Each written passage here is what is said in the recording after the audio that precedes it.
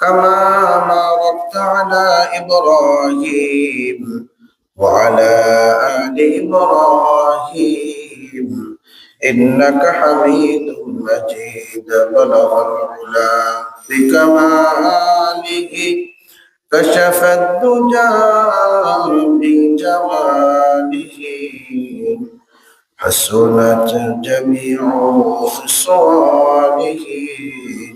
صلوا عليه وآله سيد الكونين الختم المرسلين سيد الكونين الختم المرسلين آخر آمد فخر الأولين آخر آمد نوفل كمعراجه أنبياء وأولياء محتاجه.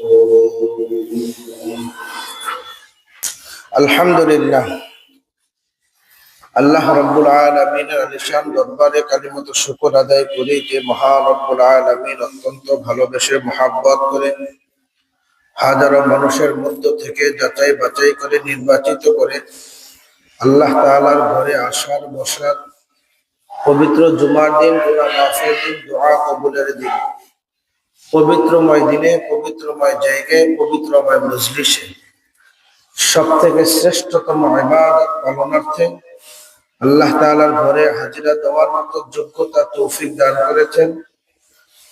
বিশেষ করে বিশ্ব নবী সাল্লাল্লাহু আলাইহি ওয়াসাল্লামের উম্মত হিসাবে কবুল করেছেন, মুসলমান হিসাবে আল্লাহ তাআলা আমাদেরকে কবুল করেছেন। সব কিছু মিলিয়ে আল্লাহ তাআলার কালিমাত শুকর আদায় করি, আওয়াজ করে বলি আলহামদুলিল্লাহ। সম্মানিত মুহতারাম হাজিরিন, রজব মাসের একেবারে শেষ জুমার নামাজ আজকে। সামনে প্রায় রমজান, রমজানের হাতছানি পাওয়া যাচ্ছে, রমজানের ঘ্রাণ পাওয়া যাচ্ছে।